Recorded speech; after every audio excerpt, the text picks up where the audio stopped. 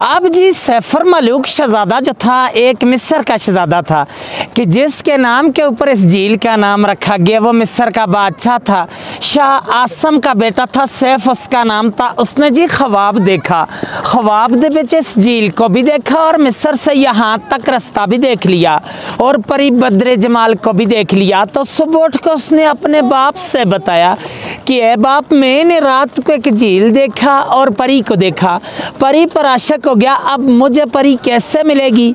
उसके बाप ने बोला आपको तो परी नहीं मिल सकती, वो नारी है, आप खाकी हैं, वो आग की पैदाश है, आप मट्टी की, आपका और परी का मिलाप नहीं हो सकता। लेकिन वो बाप की नाफरमानी से कई साल ज़माने घूमता फिरता आखिर यहाँ नारान में पहुँचा। तो 12 साल रास्ते पे लगे थे। अच्छा। जब नारान में पहुँचा तो उसको अल्लाह वाला एक वली बुजुर्ग मिला।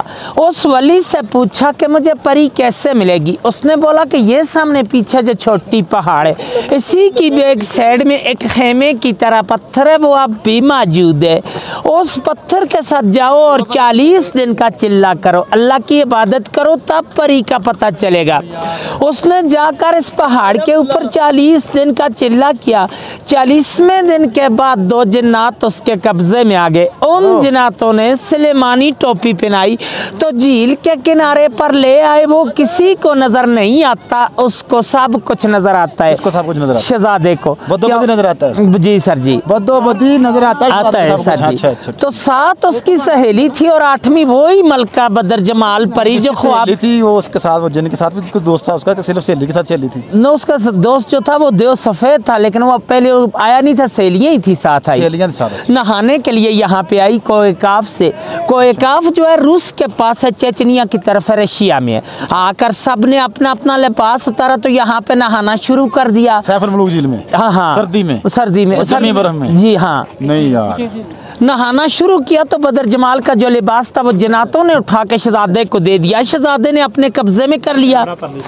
दूसरी सहेलियां लिबास पहन कर चला गई तो बदर जमाल अकेली रह गई, वो जा नहीं सकती थी। शहजादे ने उसको अपनी चादर पहना कर नीचे नारान ले गया। जब नारान में पहुंचा तो दूसरी सहेलियों ने जाके देव सफेद को बताया। देव सफेद जो था परी का आशिक के मजाद मालिक था कि परी हमसे जुदा हो गई है, पता नहीं है झील के अंदर डूब के मर गई। वो शहजादे नाल प्यार कर दिया सी पहले भी परी। जी सर जी, पंजाबी जी गल कर रही हाँ अच्छा ही दिया, लेकिन पंजाबी भी मैनू आंदी है ना साहब, पंजाबी भी थोड़ा बाकी पंजाबी दसो ना। 35 साल तो तुहाडे लोकां नाल राह राबते है, पंजाब दे लोग भी उठते बैठे ने। पंजाबी दसो फिर सारी स्टोरी सारी।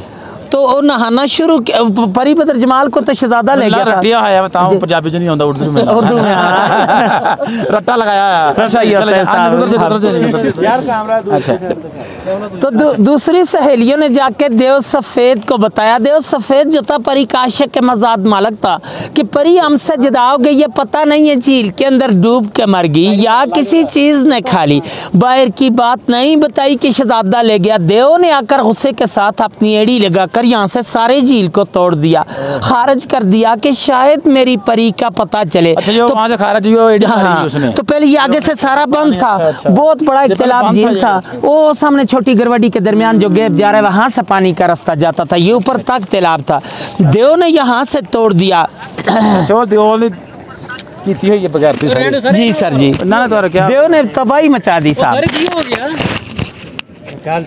क्यों बोल यार, तू पे गया, तू चलाओगे करो यार, गाड़ी चला, बोलो यार, बोलो आप। तो मान गया नारायण के पास तो परी और शहजादे दोनों ने दुआ मांगी कि अल्लाह में बचा, तूफान आ गया। अल्लाह की कुदरत से एक सुरंग बन गया। दाएं साइड से भी तूफान गुजर गया और बाएं साइड से भी। परी और शहजादा दोनों बच गए। सुरंग अब भी मौजूद है नारायण में। सैफर मलूक होटल से 5 मिनट का रास्ते ही जाके देख सकते हैं। और देव ने गुस्से के साथ यहाँ से एक और छलांग लगाई तो दवा सही में लगा। देव का सांस चला गया परी के सदमे से। परी को लेके शहजादा शहर मिस्र को चला गया। शहजादे का नाम नाम था जी सैफ मलूक। तब कहते हैं कि यहाँ दोनों की मुलाकात हुई है, इसलिए इस झील का नाम मशहूर किया सैफर मलूक झील। और इसकी दास्तान बनी है, फिर लोग आने शुरू हुए। उस वक्त इंसान की आबादी यहाँ पे नहीं थी, कोकाफ परेस्तान था, परियों का देश था। और आप इस वक्त 10,500 की हाइट पे बैठे हैं 27 समंदर से। वो सामने मलका पर्वत है, बर्फ वाली जो आखिरी चोटी है, इसकी 17 हाइट है, लेकिन आज दिन तक इस पहाड़ी को किसी ने सर नहीं कर पाया। इसके अंदर सोने की मैसत है, परियां इबादत करती हैं, जो बंदा भी चाहते हैं उसको गिरा देती हैं। 98 का वाक्य राशिद भट्ट लाहौर का एक बंदा था, वो कहता था कि मैंने इस पहाड़ को सर करना है। लोगों ने उसको मना भी किया था, लेकिन वो चला गया। जाते हुए रास्ते में गिर के मर गया था। 13 दिन बाद उसकी डेड बॉडी मिली है मकामी लोगों को, उन्होंने उठा के नीचे भेजा है। चांदनी रात होती है, चांद की जब 14वीं रात हो तो परियां उतरती हैं यहाँ पे अभी भी, लेकिन उन लोगों को नजर आती है कि जो चिल्ले गुजार लोग होते हैं, यह इबादत करने वाला बंदा, आम बंदा तो परियां नहीं देख सकता, यही देख सकते हैं कि इन पहाड़ों के नज़ारे होते हैं। और आज दिन तक झील की गिराई का अंदाज़ा भी किसी ने नहीं ले सके। कि अंग्रेज़ आया था, उसने 5 मन रस्सी लाई थी, उस वक्त गाड़ियाँ नहीं चलती थी, खच्चरों पे आगे 10 किलो का लोहा बन के इसके दरमियान में कश्ती के थ्रू डालते रहे हैं। रस्सी चलते चलते ख़त्म हो चुकी, लेकिन इसकी गिराई का अंदाज़ा नहीं कर सके। 5.5 किलोमीटर इर्द गिर्द है, 600 कनाल रकबे में ये सारा झील है, इसकी गिराई का कोई अंदाज़ा नहीं है। स्टोरी तो ख़त्म, एक दो शेर भी बोल दूँ। वे दुनिया ते जो कम न आवे औखे सौखे वेले, उस बेफेज़े संगी को लो बेहतर यारी अकेले।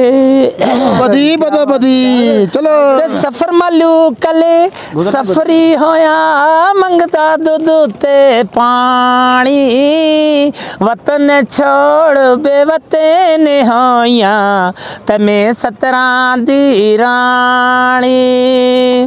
चढ़वे चनावे हमेशा चढ़दा, चन्ना रूप ज़्यादा, चोली दे बिच लड़का खेड़े सैफ मलूक शहज़ादा।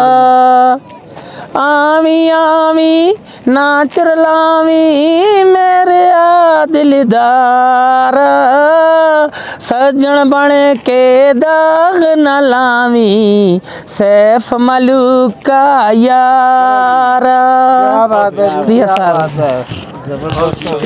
खिदमत भी करो, यदि गाड़ी नहीं करवानी सी। अल्लाह आप लोगों पर रहमत करे साहब, अल्लाह खुशियां दे साहब।